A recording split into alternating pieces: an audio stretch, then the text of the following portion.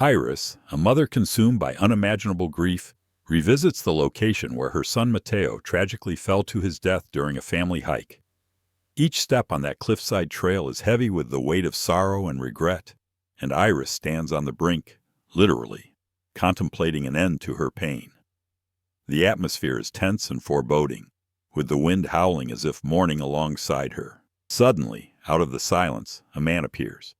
He introduces himself as Richard, his demeanor calm and oddly comforting. He speaks to her with a stranger's concern that feels both disarming and intrusive, breaking through her haze just enough to pull her from the edge. Relieved, but still vulnerable, Iris follows Richard to the parking lot, the conversation still lingering in her ears. But safety is an illusion, shattered when Richard's true intentions reveal themselves. In a sudden, brutal movement, he attacks, subduing her with a stun device. Before she can react, her wrists and ankles are bound tightly with zip ties, and she is forced into the back of his car. The transition from a fleeting moment of hope to raw terror sets the stage for the relentless ordeal to come.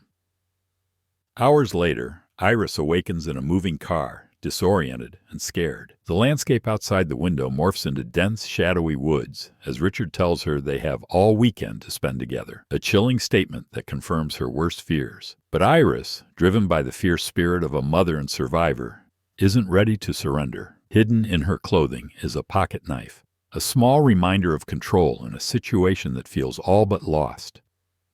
She manages to cut through the ties binding her wrists and launches an attack on Richard, causing the car to crash. The forest closes in around them as they fight, each movement a testament to her will to survive.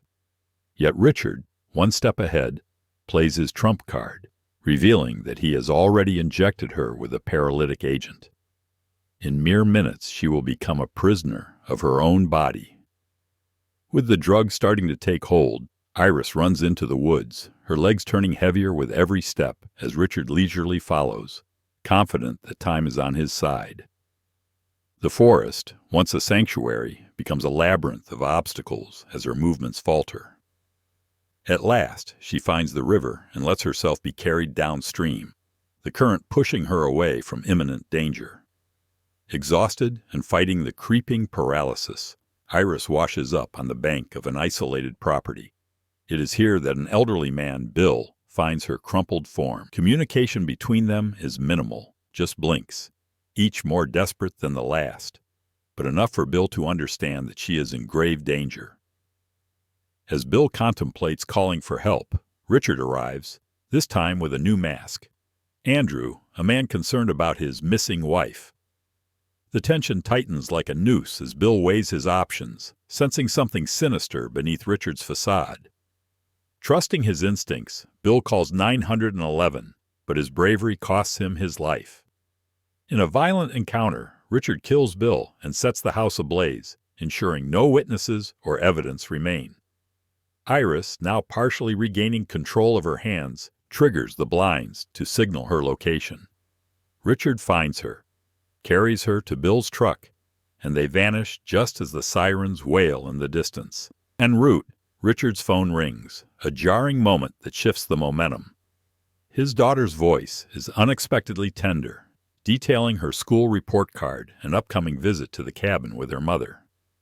The domesticity of the call is at odds with the violence he embodies, offering a brief but jarring glimpse into his dual life. The conversation concludes with Richard agreeing to an earlier visit than planned, inadvertently unraveling his weekend of terror. At a gas station, Iris makes an attempt to escape, fingers twitching with newfound strength as she tries to unlatch the truck door. The moment is tense, full of hope that quickly dissipates when Richard returns. Their next stop is the wrecked car site, where Richard gathers his belongings, but fate intervenes in the form of a patrolling police officer. Suspicion flickers in the officer's eyes as Richard weaves a tale about a drunken accident. Before the officer can act, Richard's violence escalates, ending with yet another life taken. Finally, they reach a secluded jetty, a place Richard deems perfect for his next grim act.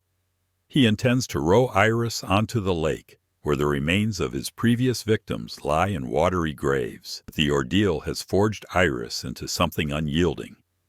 As Richard underestimates her once again, she seizes his knife, stabbing him in the neck with the determination of someone who has nothing left to lose.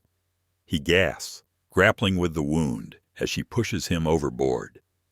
The last scene of their battle unfolds in chilling silence, broken only by the splash and the metallic click of the gun as Iris fires at him, sealing his fate and puncturing the boat.